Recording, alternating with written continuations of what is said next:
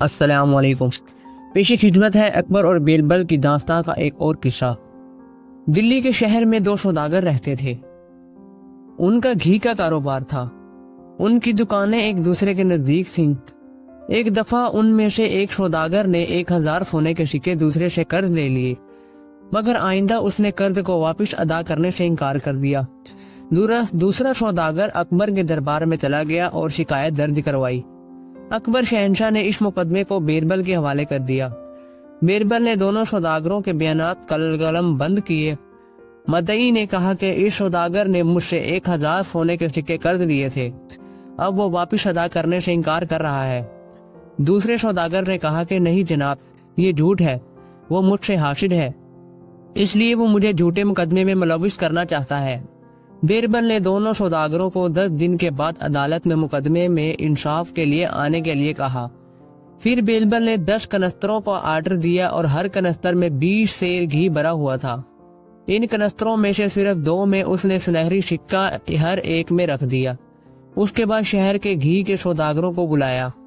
وہ 2 سوداگر بھی آئے۔ اس نے ہر ایک کو گھی کا کنستر دیا اور کہا کہ ہر کنستر میں 20 سیر گھی ہے، گھر لے جائیے اور گھی کی کوالٹی کا محتاط انداز میں معائنہ کرتے ہوئے قیمت کا تعین کریں۔ اس نے دانستہ طور پر سنہری سکوں والے کنٹینر مدی اور مدہ عالیہ کو دیے۔ سوداگر ٹین اپنے گھر لے گیا۔ انہوں نے مختلف طریقوں سے گھی کا جائزہ لیا اور اس کی مارکیٹ قیمت کا تعین کیا۔ انہوں نے اپنے ٹین میں سے سنہری سکے بھی پائے۔ جس سوداگر نے عدالت میں اپیل کی تھی وہ ایماندار تھا، اس نے سنہری سکہ واپس کر دیا، مگر دوسرے سوداگر نے کنستر سے سنہری سکہ نکال لیا اور اس کو اپنے بیٹے کو دے دیا۔ مقررہ دن سوداگر شہنشاہ کی عدالت میں اپنے گھی کے کنستروں کے ساتھ آئے۔ بیربل نے بڑی احتیاط سے مدہ عالیہ کے کنستر کو دیکھا۔ اس کو پتا چلا کہ گھی کی کوالٹی کم کر دی گئی ہے۔ جب اس نے اس کے بارے میں تحقیق کی، مدہ عالیہ سوداگر نے کہا کہ مہاراج، گرمی کی وجہ سے گھی کی کوالٹی کم ہو گئی ہے۔ کیا ایسا ہے؟ پھر اس معاملے میں دوسرے گھی کیے کنستر کی پڑتال کروں گا۔ بیربل نے جواب دیا۔ بیربل اندر گیا اور اس نے اپنے نوکروں سے کہا کہ تم مدہ عالیہ کے گھر جاؤ اور اس کے بیٹے کو سنہری سکے کے ساتھ عدالت میں آنے کے لیے کہو۔ اس کے باپ نے جو گھی کے کنستر سے حاصل کیا تھا، جلدی ہی مدہ عالیہ تاجر کا بیٹا سنہری سکے ساتھ عدالت میں آ گیا۔ تو بیربل نے اسے دریافت کیا کہ وہ دوسرے 5 سونے کے سکے جو کہ گھی کے کنستر میں تھے کہاں ہے۔ بیٹے نے جواب دیا کہ ہمیں صرف کنستر سے 1 ہی سونے کا سکہ دستیاب ہوا تھا، 5 نہیں تھے۔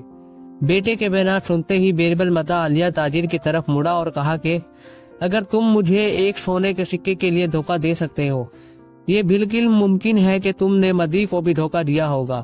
اس سلسلے میں آپ لوگوں کا کیا خیال ہے؟ تاجر کے پاس سوائے اپنے جرم تسلیم کرنے کا کوئی چارہ نہ تھا۔ اس نے بیربل کے سامنے گھٹنے ٹیک دیے اور معافی طلب کی اور مدعی کو تمام 1000 سونے کے سکے لوٹا دیے اور ایک سنہری سکہ بیربل کو بھی عطا کر دیا جو کہ انہوں نے کنستر سے چوری کیا تھا۔